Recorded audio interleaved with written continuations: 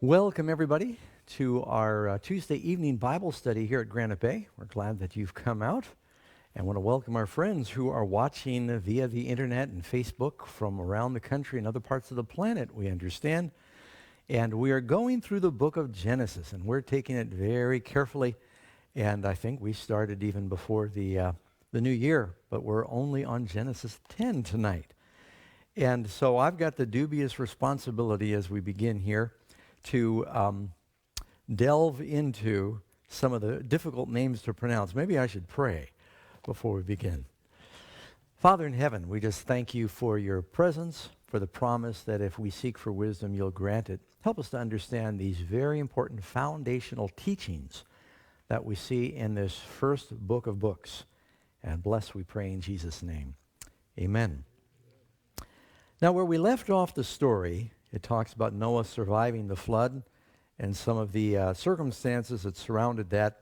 Now it begins to talk about the nations, the sons of Noah, and how they began to populate the planet and what happened after that, and give some very important foundational information to understand the dispersing of the nations, principally there around the Middle East area, but subsequently the whole world.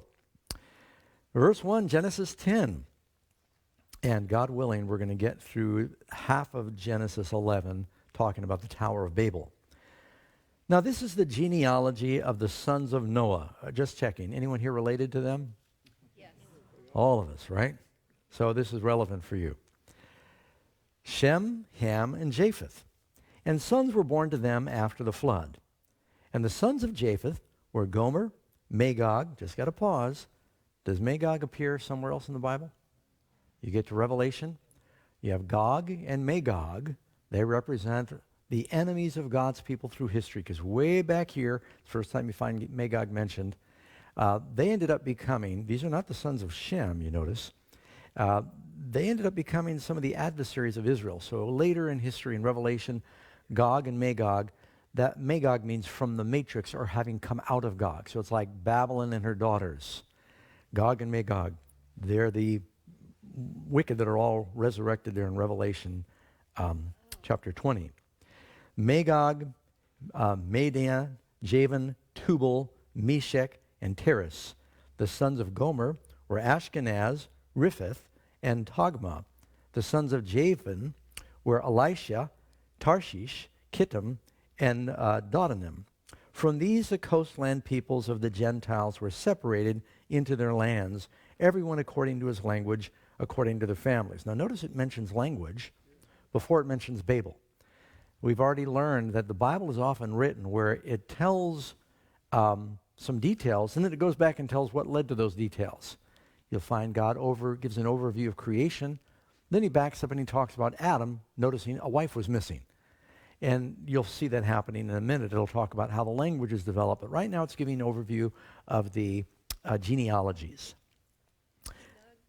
Question, yes? So if we're not Jewish, we probably come from Japheth? Your question is, if you're not Jewish, you probably come from Japheth? No, not necessarily. You could come from Shem, Ham, and Japheth. Not every descendant of Shem is Jewish.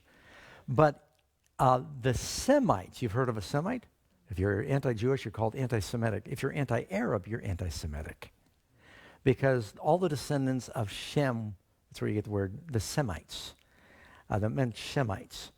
But not all of them were Jewish. You don't really get to the Jews until you get, well, Abraham was technically a Hebrew, and the word Hebrew means the ones that crossed over or they came across the Euphrates. So it's a good question, though. Well, it tells us that the coastlands, so some of these may have populated the ocean coasts around the Mediterranean at that time. Is there all of a sudden we got people all over the place. There's only 8 people. Okay, question is, how do we go from 8 people to people all over the place? How long were people living before the flood? It's a good question. Thousands, not thousands, but hundreds, yeah, almost 1,000 years. And even after the flood, Noah lives 300 years more. Shem lives well over into the time of Abraham. He lives 500 years after the flood. And so you'll notice that like Abraham's father, he lives 200 and something years. Terah, they were living a long time. So if you've got 100 years of fertility and God has told you to be fruitful and multiply, I saw some geneticists that did the math on this. There could have been hundreds of thousands of people in 200 years. You know what exponential growth is. How many children of Israel went to Egypt with Jacob? It numbers them. 70. 70. You go 200 years later, and there's, is it 600,000 fighting men? Yeah, that's just the fighting men, not counting women and children. But you know what it says why they were in Egypt? It says they multiplied greatly. The Egyptians said, can you tell the midwives to stop birthing them babies? They're just having so many babies. And so Adam and Eve, rather Noah and his family, the vitality, very little disease, very little infant mortality, a lot of fertility. They were very healthy, live a long time. Wow, yeah. You start thinking about it, and yeah, your parents could still be having children when you already have grandchildren. Did you ever think of that? Yeah. So they multiplied very quickly. They probably didn't have children as early as No, they probably waited. We know they waited a little later to, well, people can't hear you. Let me repeat. The question is, they probably didn't have children as early as we do. No, they probably did not, because you read some of the patriarchs didn't even get married until 100. But I think after the flood, their lives are shortened. The age of marriage goes down. It actually later in the genealogies tells them when they got married. But help me get through this, because we haven't gotten to Babel yet. And I got a lot to say about Babylon. Verse 6, the sons of Ham were Cush, Mizraim, Put, and Canaan. The sons of Cush were Seba, Havilah, Sabat, Ramah, Sabatkah, and the sons of Ramah were Sheba and Dedan. Cush begat Nimrod. So Nimrod is a great-grandson of Noah. Now it stops and it says something interesting about Nimrod we've got to develop. He became a mighty one. Now so far it said almost nothing about everybody else, but it stops at Nimrod. He became a mighty one on the earth. He was a mighty hunter before the Lord. Therefore it is said, like Nimrod, the mighty hunter. Now the word Nimrod almost means rebellion or against God. It says he was a mighty hunter, not before the Lord, but against the Lord. After the flood, look at how quickly people multiplied. What about the animals? They're all over the planet too, so they must have multiplied. And some of them, we've seen the fossils, the mammals that existed before the flood. Some were very large, much larger than what we have today. There were probably mastodons and all kinds of things. Not all of them were friendly. There are some animals that are extinct today that probably were before the flood. They came off the ark, very large. And before the flood, God said he put the fear of man in the animals. But after the flood, I just read it again today, that was largely lost. And so people were afraid of some of these man-eaters and wild animals.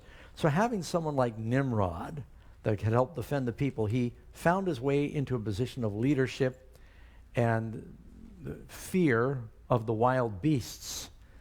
You can trace the history of Israel. God said that when they came into the promised land, he said, I'm not going to have you drive out the Canaanites too quickly, or the beasts will fill the land. And maybe you remember that when the children of Israel were carried off to Assyria, the Assyrians sent some of their people down to the northern kingdom of Israel.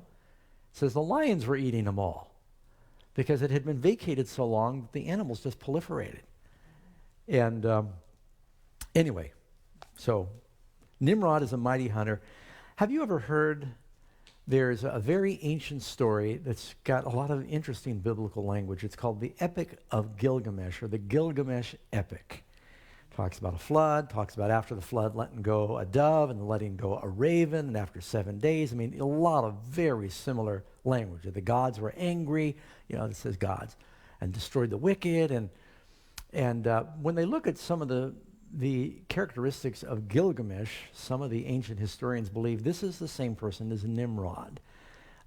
He was a kind of a brutal king, Gilgamesh. And his name in the cuneiform translation was very similar to rebel.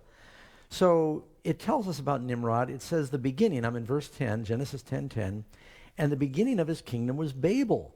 Now, that's going to be our study for tonight, is about Babylon. Babel in the Babylonian or Chaldean means gate. And they talked about it like gate of God. What did Jacob say when he dreamed with a rock for his pillow and he saw this ladder going to heaven? He named it Bethel. He said, surely this is the gate of heaven. So he named the city as a gateway. They wanted to build a tower that would be a gateway to heaven. That comes up in the next chapter. Just make a note. Now, the Hebrew word for Babel later came to mean confusion. Some believe that the etymology is because the confusion at the Tower of Babel. Why do you call a baby a baby? It's connected with the word Babel or Babel, because babies babble. They call it babies babbling, which goes back to the Tower of Babel also. Anyway, too much on the words. All right. And it says the beginning of his kingdom was Babel, Erech, Akkad, Calneh, in the land of Shinar. That's all in the area of Mesopotamia. They came from the mountains of Ararat. They migrated down between the Tigris and Euphrates, where ostensibly the Garden of Eden used to be, and they wondered if anything was left. And from the land he went to Assyria, and he built Nineveh, one of the most ancient cities in the world. So you get two cities that were enemies of God's people. Where did Jonah go preaching? Nineveh. And then Babylon. It's interesting, the Assyrians from the north, they came and they conquered the 10 tribes. And then you've got the Chaldeans, they came and they conquered the southern kingdom. So right here at the very beginning, you see these cities of Nineveh and Babel, which were adversaries of Jerusalem. And it's like history is written very early. Pastor, Question? is Assyria the same country as Syria is now? Yes, the word Syria is derived from ancient Assyria. Territory is not exactly the same. The borders aren't the same, I should say. But yeah, it's the same region. Some of these are very ancient countries. They were enemies of Israel way back. Now, you'll read in the Bible and you'll read about Syria, and then you'll read about Assyria. They are two different places. Assyria, I think, is more inland. It was an inland empire. One had Damascus as the capital. The other had Nineveh, which both exist today. So I used to get them mixed up. I'd hear them say Syria and then in the Bible, and then they'd say Assyria. Well, they're two different kingdoms, both enemies, both kind of to the north, one northwest, one northeast. All right, moving along. And it says, where did I leave off here? And it says, okay, in the border, I'm in verse 19. No, let me see. Let me back up here. Verse 12. And reasoned between Nineveh and Calah, that is the principal city. Merizim, he's back to the genealogies now, began Ludum, Ananum, Labaim, Naphthaim, Pathrusim, and Calicium, from whom came the Philistines. Now this is another thing that plays out later. The Philistines and the Caphorim. Canaan begat Zidon, his firstborn, and Heth. Now you notice these places end up becoming cities. There's a land called Canaan. There's a city called Zidon. And Heth, the Jebusite, the Amorite, the Girgashite, the Hivite, the Archite, the Sinite, the Arvadite, the Zemarite, the Hathmaite.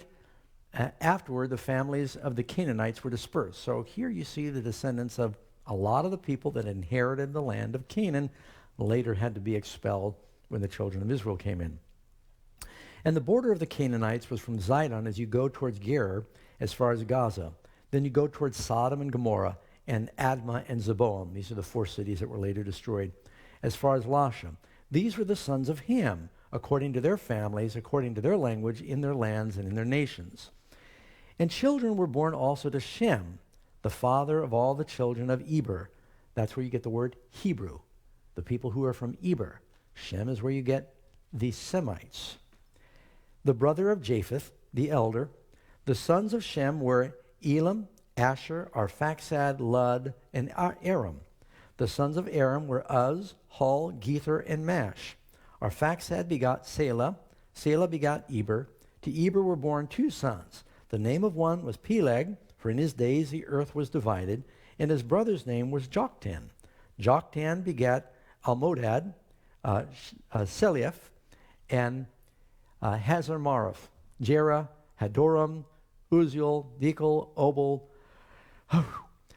Adbenmel, Sheba, Ophir, you've heard of the gold of Ophir. Havilah, the gold in the land of Havilah was said to be beautiful. Jobab, all these were the sons of Joktan. And their dwelling place was from Mesha as you go towards Sephir and the mountains to the east. These were the sons of Shem according to their families, according to their languages. There you got languages again. In their lands according to their nations. These were the families of the sons of Noah according to their generations in their nations. And from these the nations were divided on the earth after the flood. Now notice that word, the nations were divided. Go back and I read something. I skipped over it just to see if I could get through the names. You notice it says in verse 25, to Eber was born 2 sons. The name one was Peleg. For in his day the earth was divided. And then again, this chapter ends by saying divided. Now it backs up and tells you how it was divided. Some people, they read the story about Peleg and they said, oh, that was, in his days, the continental drift took place and all the continents were formed through separation. But it's really talking about the languages were divided and the people then scattered from Babel and spread across the territories of the planet. So now it's going to back up and it's going to tell us this very interesting story about Babylon. Now the whole earth, and you're welcome to stop if you have questions. I won't promise I can answer them, but I'll do my best. Yeah, Terry? All the way through this period of time, the earth as created existed. Yeah, during the period of, we're reading about the period of time following the flood. So the earth is not like it was. This is all following the flood. So from chapter 9 on is after the flood. All right, so the whole earth had one language and one speech. And everyone wants to know, what was that one language? Was it German? I hope not. German sounds like a real guttural language. Sorry to my German friends out there. Spanish is a very pretty language. They're what they call the romantic languages. And Karen and I were in New Guinea. And sorry, Karen's German, but I think German's very guttural. We were in New Guinea, and they have 800 languages in that one land because they're all separated by very steep mountains and valleys, and they just stayed isolated. So you got all these different languages that develop over time. And but what language will we speak in heaven? English. Yeah. How will we understand if they don't speak English? That's right. So how many of you speak more than one language? I see about half of you. You've heard before that if a person speaks 3 languages, they're called trilingual. If you speak 2 languages, you're called bilingual. And if you speak 1 language, you're called American. In most places I go through, Europe, people speak multiple languages, and even South America. So it's... We'll speak Babylon. No, we're going to speak the language of Canaan. We don't know what that is. All right, let me read on here. So they journeyed from the east, and they found a plain in the land of Shinar. And there they dwelt. Now they've come down from the region of Ararat. They kind of go east. They're really going southeast. And they found a plain. This is later known as the area where Mesopotamia is. And they dwelt there. And back then, keep in mind, climate back then was not exactly the same now. We know. You go through northern Africa, and they find these petroglyphs up in the Sahara. And these people have carved antelope and crocodiles and hippopotamus, all these river creatures and grazing creatures, and it's sand now. So we've just observed in 200 years the spread of desertification, I think they call it. And so things are different. The climate then was much nicer. The land of Canaan, flowing with milk and honey, was a lot nicer than it is today. So they went, there was a beautiful farming. They could grow very quickly. They could supply a lot of food for people through farming. And it came to pass they found the plain, and they said to one another, "Come, let us make brick, and let's bake them thoroughly." And they had brick for stone, and they had asphalt for mortar. I had a friend who's an architect, and he said, it's amazing how high you can go in a building with block. Just the incredible amount of weight that brick can support. And it tells us they had asphalt for the mortar. They didn't have concrete back then, but it makes pretty good. There's still some asphalt brick buildings they've found that are thousands of years old in Mesopotamia. And they have a lot of oil there, so they got what they call slime pits where you get the asphalt. Southern California, we call them the tar pits. And so they would make the asphalt for that. And let us build ourselves a city and a tower whose top is in the heavens. And now are they doing this to get closer to God?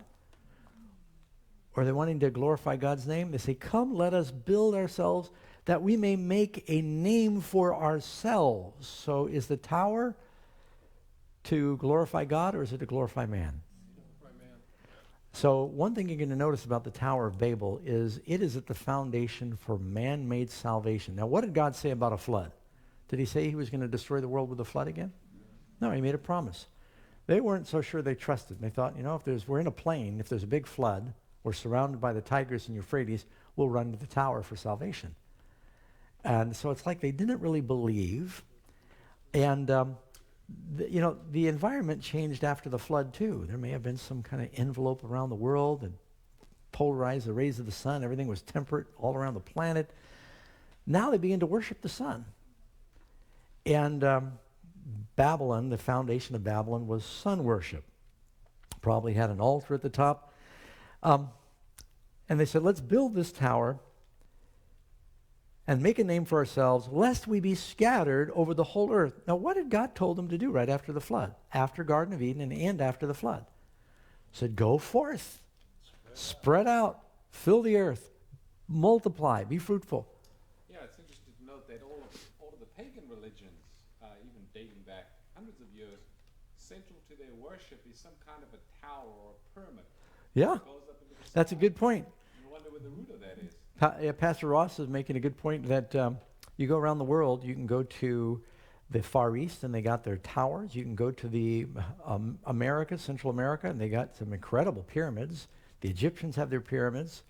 I mean, all over the planet, you see they build, and they're often square ziggurats. They're pyramid-shaped buildings that they find many places. Even in the Americas, the North American native Indians would build earth pyramids that they found. Some of the Plains Indians further back east. Question. Through this period of time, these guys got all these crazy ideas. Where'd they come from? Where did the crazy ideas come from? Well, man has never had a shortage of imagination, and some of it probably is inspired by the devil, some by God, we hope. And that's the point I was going to make. Yeah. It's just, he's starting right Man-made worship. All right, so they want to build this tower. I remember growing up in New York City. The Empire State Building is one of the most amazing buildings. They have never matched the records of building the Empire State Building. At one point, for several years, it was the tallest building in the world, and I always kind of was enamored by it because I watched King Kong as a kid, the old black and white version, and we had this puppet on top of it. But it was, I grew up looking at the Empire State Building. Karen and I lived at the base of the Empire State Building during Net 99. We'd look up at it every night from our apartment. And when they were building it, it was a masterpiece of architectural engineering and ingenuity. They kind of did it with prefab sections. It was completed in less than 2 years. Now, how can they do the Empire State Building in 2 years and we can't build a church in 20? There's something wrong with that. progress. And they broke construction records that have never been passed. Well, I think the Chinese actually have. It says one 14-floor section was erected in a week. 14 stories in a week. And they were very motivated. Now the tallest building in the world. They didn't have as much regulation. Yeah, they didn't have the California environmental laws back then. The tallest building in the world, I've been there, is the Burj Khalifa. They called it the Burj Dubai, but in the United Arab Emirates, and it's like 2,717 feet. And Saudi Arabia is, I understand they've got plans drawn. They've already started the foundation work to build a building that is almost a mile high. Or maybe it's a kilometer, sorry. But it's just incredible. Now it makes you think. Here we are near the end of time. They keep building the buildings bigger and bigger. So let's read on here. But the Lord came down to see the city and the tower which the sons of men had built. And the Lord said, indeed, these people are one, and they have one language, and this is what they begin to do. Now nothing that they propose to do will be withheld from them. Come, let us. Now here God is saying, let us. Why does God say let us? Is God schizophrenic and he's talking to himself? Or does God have more than one person in the family? You've got Father, Son. It's like back in the beginning, he said, let us make men in our image. Now God said, and let us go down and confuse their language that they may not understand one another's speech. Now, why did God say that if we don't stop them, nothing they attempt will be forbidden? Does God allow cause and effect to happen in the world he's created, or does he manipulate everything? Doesn't God give people freedom to do things right or wrong and experience the results? Aren't there some unbelievers that have worked very hard and built companies and seem to have some success? And you might say, why are they successful? Why is God making... They're successful because they work hard. God allows cause and effect to happen in the world. And here he's saying, I'm going to interrupt that because otherwise it's going to end poorly. It's going to be for their better interest if I stop this right now and force them to scatter. So, because they're going totally against what he said. I'm sure there were voices. Was Noah alive then? And Shem? Yeah. They were probably speaking against it and said, this is not the right plan. God told us to scatter, to multiply. And so it says the Lord came down to see the city. Does that mean that God was unaware of the city until he came down to see it?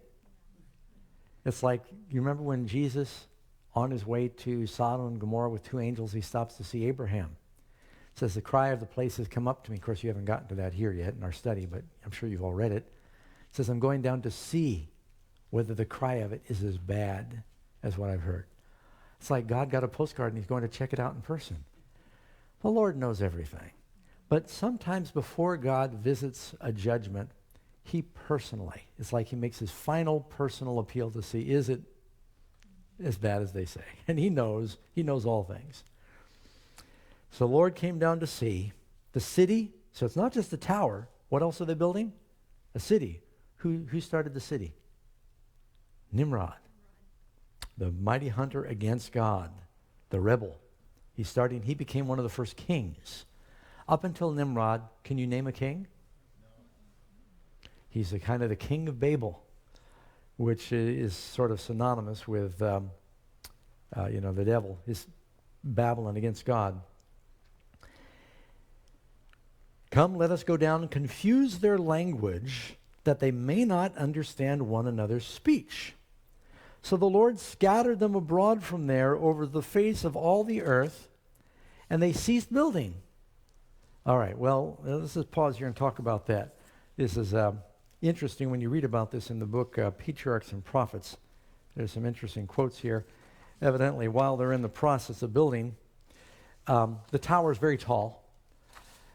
Some history says, who was it? Herodotus, the ancient Middle East historian, he was a Greek historian actually, in 440 BC, he said that the Tower of Babel, you could still see the foundation back then, it was 660 feet in length and breadth. It was square, and it was the same height. And according to the Greek historian Strabo, it rose to the same altitude, making it over 200 feet higher than the Great Pyramid of Khufu. Now, some people think of the Tower of Babel, and we picture something like Jack and the Beanstalk that disappears up into the clouds. They weren't really trying to get into outer space. It was just higher than anything man had built, and it wasn't until the Eiffel Tower that something was built higher, that a man-made structure. Did you know that? From the Tower of Babel.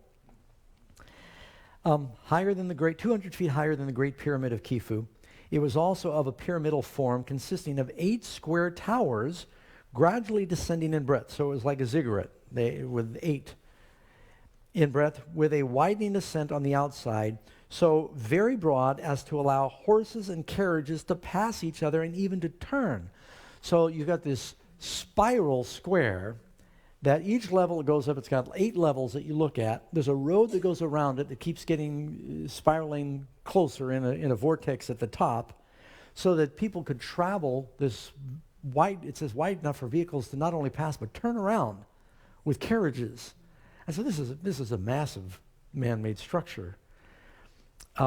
Assuming all these historians are right, so very broad as to allow horses and carriages to pass each other and even to turn. The apex, of course, was an altar where sacrifices were offered to the sun god. The infamous monument to rebellion was later destroyed by the Persian king Xerxes. Later, when he was conquered by Alexander the Great, Alexander wanted to rebuild the tower.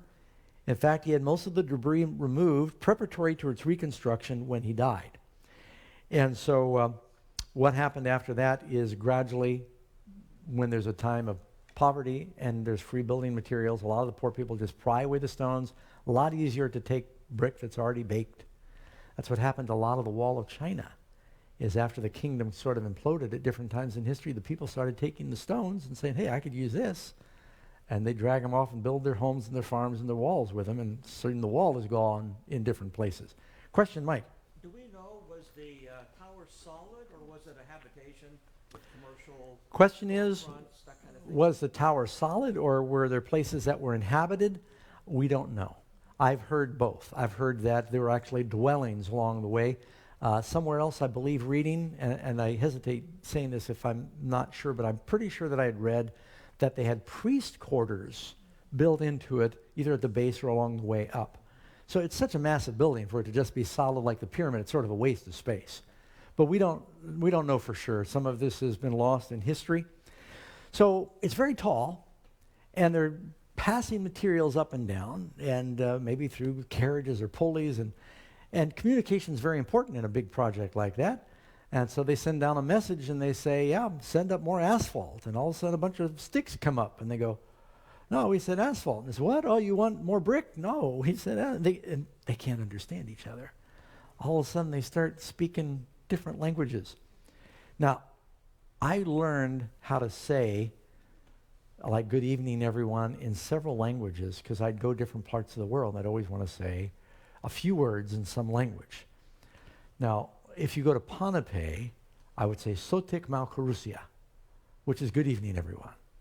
And if you go to India, of course, there's 100 languages in India, but in Tamil, it was Anivarakam Malivanakam. Now, that's very different from Sotik Malkarusia, or good evening, everybody, or buenas noches, amigos, or whatever you're saying. And so all of a sudden, they just could not understand. Have you tried to understand someone from Louisiana?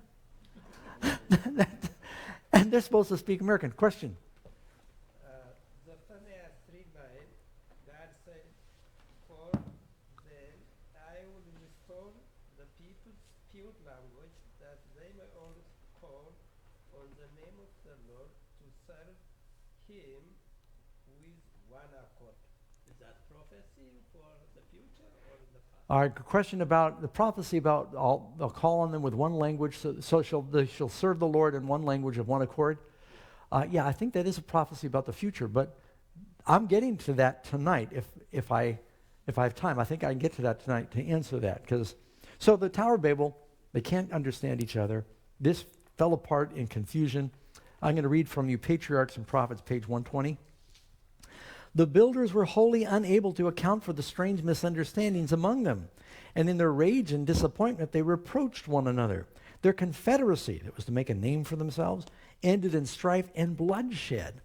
Lightnings from heaven, as an evidence of God's displeasure, broke off the upper portion of the tower and cast it to the ground. Men were made to feel there is a God who rules in the heavens. So not only did they not understand each other, God demonstrated with a terrible storm his displeasure, and lightning struck the tower and blew up a large portion of it. So from this cursed project, they all divided up, probably with families and different families and clans that could kind of understand each other, until they sort of refined their individual communications and the languages spread out.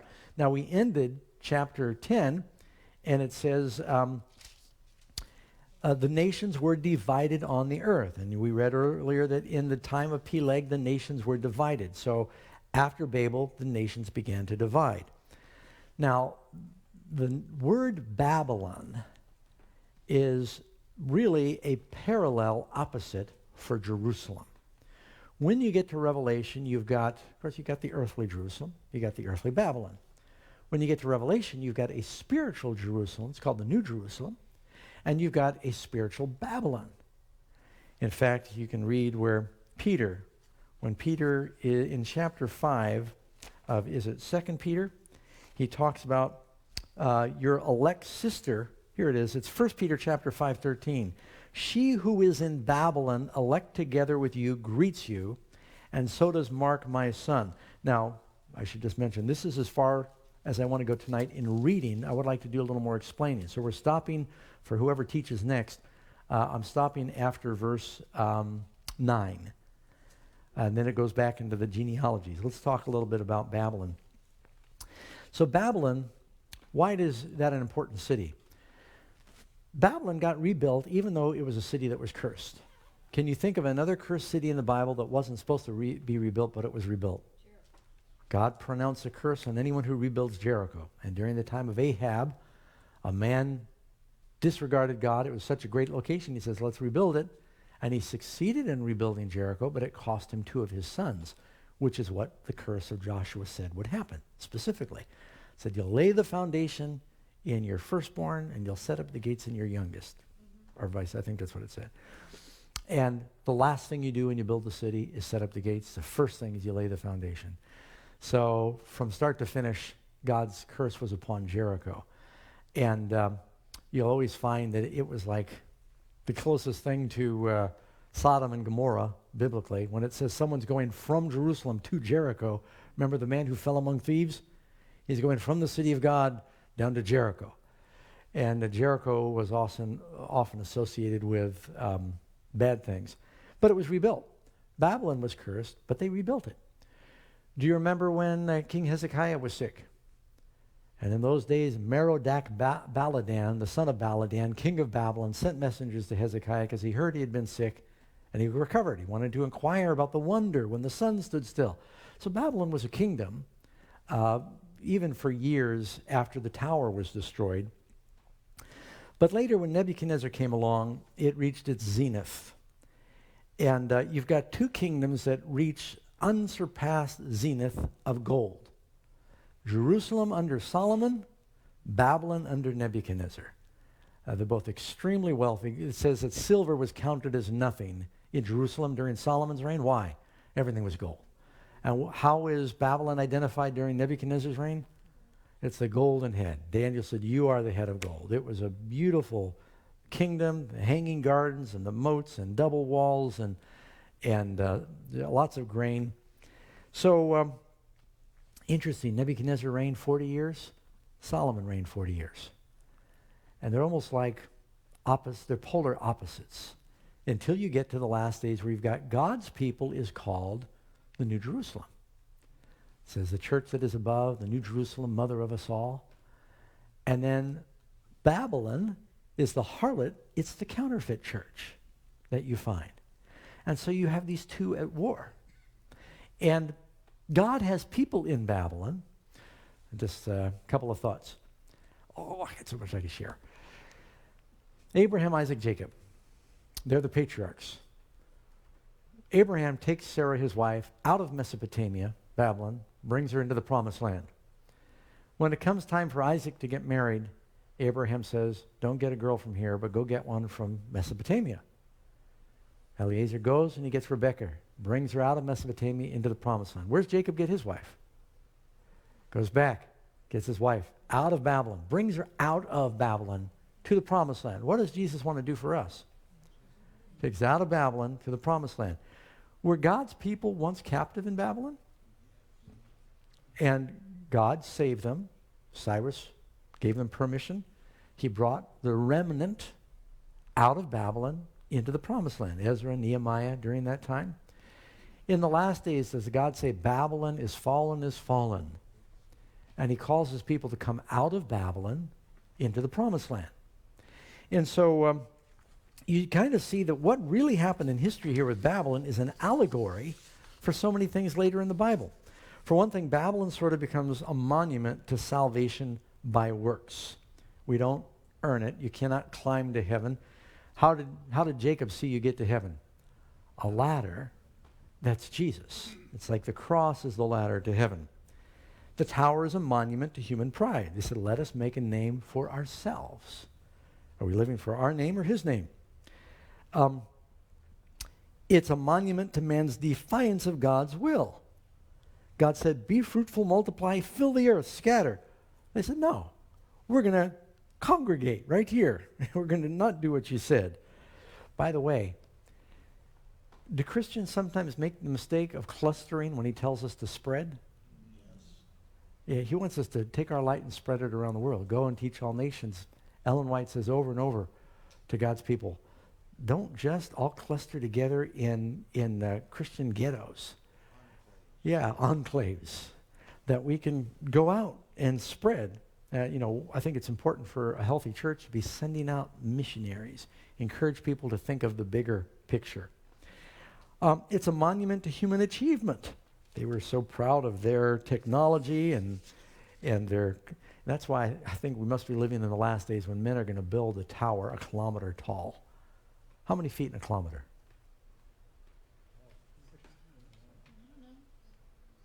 Someone's going to look that up for me and tell me. I'm an American. Don't ask me that. It was a monument to disbelief in God's word. God had said, I will not destroy the world with a flood. And they didn't believe it. They're going to save themselves. And it's a monument to man-made heaven. We're going to make heaven here on earth. So everything about the tower is sort of a challenge. Now you go to Revelation 17, and it talks, you find the word Babel in there. During the time of Peter, I told you 1 Peter, he said, your elect sister in Babylon greets you. And that's verse 13 of chapter 5, 1 Peter. Was Peter talking about literal Babylon? There was nothing much happening in Babylon. They started referring to Rome as Babylon even during this time. Now, if you look in Revelation 17, you'll see that the name appears. Do you know the name Babylon is like 300 times in the Bible? That's a lot for a name in the Bible. Go to Revelation 17. It says, I was taken off in vision, and I saw this woman, I'm in verse 3, carried me away in the spirit in the wilderness. I saw a woman sitting on a scarlet-colored beast full of names of blasphemy, 7 heads and 10 horns. The woman was arrayed in purple and scarlet and adorned with gold and precious stones and pearls, having in her hand a golden cup full of abominations and the filthiness of her fornication. And on her forehead a name was written, Mystery Babylon the Great, the mother of harlots and abominations of the earth. I saw the woman drunk with the blood of the saints and with the blood of the martyrs. I think most of you know that almost all of the Protestant reformers identified the church in Rome as Babylon. And they said, for the same reasons, man-made religion, pride, defiance of God's word, salvation by works, and the same things you see happening there in ancient Babylon. And even a confusion of tongues. The services were often given in a language the people did not understand. Ever heard the expression hocus pocus? You know where hocus pocus comes from? It's a phrase very similar to what they said in Latin, corpus pocus or something, but where the priest is pronouncing in Latin the body and the blood of Christ. And he claimed to be able to transform it into the real body and blood of Jesus. And so that's where they got the word hocus pocus. And a lot of the services and chants were in Latin people didn't understand. But beyond that, is there babbling going on in Christian churches today? What was the chief characteristic of Babylon? It was a confusion of tongues. How can someone say that the outpouring of God's Spirit is more confusion of tongues? At Pentecost, God actually reverses the curse of Babylon, and suddenly they understood what the disciples were saying in their own languages. So God has taken away the confusion so that they would understand the gospel. What did Jesus say in Mark 16? You will speak with other tongues. Where before they couldn't understand other tongues, he now gives them the ability to understand each other's speech. And so at Pentecost, the Galilean fishermen, the apostles, they couldn't speak all these different languages that had come to worship at Jerusalem. There used to be a lot of struggling with interpretation during these international feasts where pilgrims came from around the Roman Empire. But at Pentecost, when all those people were there, all the Jews from all these other countries that spoke other languages, suddenly they hear the disciples given a supernatural ability to understand their languages and preach in their tongues. So at Pentecost, God reverses the curse of Babel. Now that goes back to your question. It happened where they understood, they were of one language in the gospel during Pentecost, but in heaven, when we get our glorified bodies, are we going to need translators to talk to our angels and each other? Or all of a sudden, are we going to be able to understand each other again? Have you ever wondered when angels came down, like when the angel spoke to Mary, what language did he speak? He probably spoke Aramaic, right? And when the angel spoke to Noah, he spoke to him in whatever language the language of Canaan was, or the language of Eden was back then. And so we can see here in this whole story of the Tower of Babel, you've got it here, we just read Genesis, and now I jump to Revelation, and you see the theme of these kingdoms at war. Two kinds of religion. The true gospel of Jesus, our high priest, Melchizedek, compared with Babylon and her daughters. It's the false religions that you find. And so there it were. Now, after the children of Israel were in Babylon for 70 years, when Nebuchadnezzar conquered the city, and nobody, other than the Romans, and I'm getting ahead of myself again, nobody really devastated Jerusalem quite as much as Nebuchadnezzar. Nebuchadnezzar went in and burnt the whole city. He burnt the gates. He knocked down the walls. He burnt the temple. He burnt the palaces. He just scorched it. That's why Nehemiah was crying to the king, saying, when I've heard about the condition of the city, he said, how can I be sad? The next time it happens is with spiritual Babylon, which was Rome. He said, how could I be happy? Spiritual Babylon, Rome, they come in 70 A.D., they do the same thing. They burn the temple, they burn the palaces, they knock over the walls, not one stone is left upon another. And so you can see that Rome sort of repeats the history of Nebuchadnezzar. And once again, the people are scattered. But back to Nebuchadnezzar's time, and this will be my last thought. People of Israel are in Babylon for 70 years. Now, if you go somewhere for 70 years, and Nehemiah said how long they'd be there. Jeremiah said how long they'd be there. Daniel was reading the prophecies of Jeremiah, and that's when he had his vision in Daniel chapter 9. How comfortable would you be? Would you go ahead and buy a house if you're going to be somewhere 70 years? And kids would get married. Would you learn the local language if you were somewhere 70 years? If your kids are growing up in Babylon, do you think they spoke Hebrew better or Babylonian? So when they're just surrounded with it, they get comfortable, they get 2 or 3 generations, and God said, you better get comfortable, you're going to be there a while. Finally he says, okay, Babylon is fallen, Nebuchadnezzar died, his son Belshazzar is destroyed, handwriting on the wall. Cyrus comes into power and says, they can go home now. You can go back to your land. How do you think a lot of the Jews responded? It's not that bad here. We kind of like city living, and we've gotten comfortable, and we got friends here. We speak the language. We like having, Kmart is right around the corner, and the conveniences. And there was only a few that said, we want to go. God says to go, we want to go. And they were willing to forsake everything and leave. What made Abraham so great? Abraham was willing to leave everything and go until God told him to go. Later, the faithful like Ezra and Nehemiah, they were willing to leave at great sacrifice. God blessed them when they got there, but they had struggles. But they were going on a journey to the promised land. Now you get to Revelation. God says, Babylon is fallen. Come out of her, my people. Now what does that mean? All the counterfeit religions of the world, they're fallen. God says, come out of her. But we're so comfortable. We don't want to come out. It takes a real sacrifice. It's like when Eliezer says to Rebekah's parents, will a girl come with me to a land she's never seen and marry a guy she has no photographs? And she said, I will go. Boy, that takes courage. You know the story of Rebekah? He says, my master's got a rich son. He's got this beautiful promised land. Is she willing to leave everything and go? And they said, well, let's ask the damsel. I mean, you couldn't see what Isaac looked like. All you had is these, guys you've never met until 2 days ago. Their word on it. He's got a lot of camels, that you know. But, I mean, and she says, we'll go. So it takes faith to come out of Babylon, doesn't it? And here we are now living in the last days. And if you come out of some of these churches where they got the babbling and the false teachings, the false doctrines, that's the wine of Babylon, to come into the promised land, it takes faith.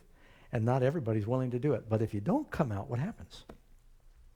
That you receive not of her plagues. Those that stay in Babylon, it's not going to go well. And when Babylon falls, all those who stay in Babylon, you read about that in Revelation 18. Anyway, we got all the way from Genesis 10 to Revelation, so we're done studying the Bible now. Want to thank those who've been joining us. We'll continue with with Genesis 11, verse 10 in our next study. God bless you.